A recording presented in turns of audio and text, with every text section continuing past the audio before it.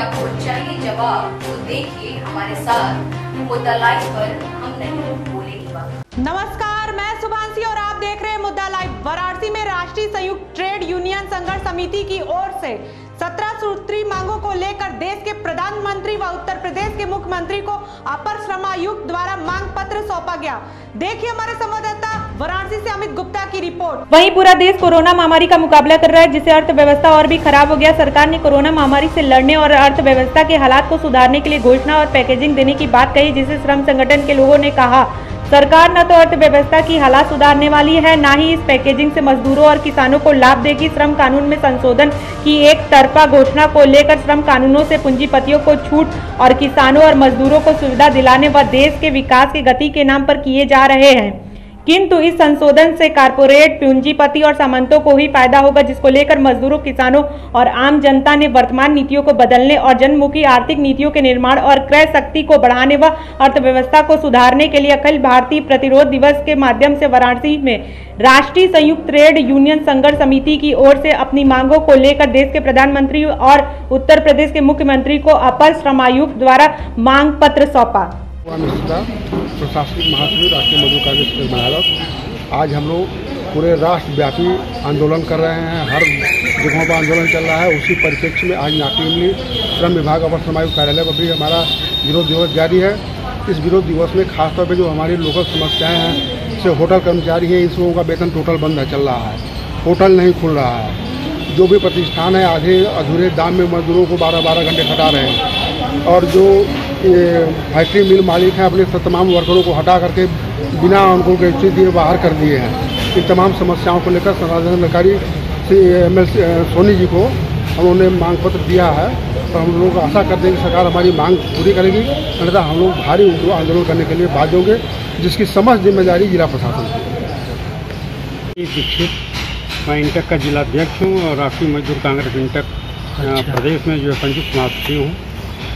और ये जो समस्याएं हैं, ये हमारा joint trade union all over India में इन्होंने जो तय किया है, सेंट्रल, केंद्रीय, INTUC, P2, AITUC, HMF, UT, BMF, सारे जो है 10 प्रमुख ट्रेड यूनियन के आह्वान पर यह कार्यक्रम चलाया गया है। यह प्रतिरोध दिवस भारत में संपूर्ण जगहों पर यह कार्यक्रम हो रहा है, और उसी परिप्रेक्ष्य में हम लोग श्रम विभाग पर जो है अभी श्रम संसाधन अधिकारी को पत्र दिए हैं, और हम लोगों की जो प्रमुख मांगे हैं पढ़ करके हमारे महामंत्री अशोक मिश्रा जी बताए हैं।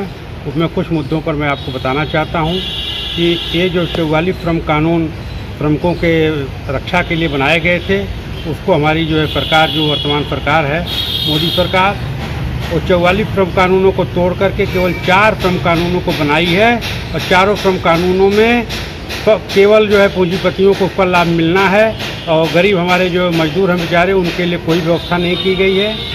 इसका हम लोग विरोध करते हैं। इस कानून में संशोधन किया जाए, और जो मनरेगा में 200 दिन का काम दिया जाए, और न्यूनतम वेतन कम से कम 500 रुपये पर डे के हिसाब से भुगतान किया जाए।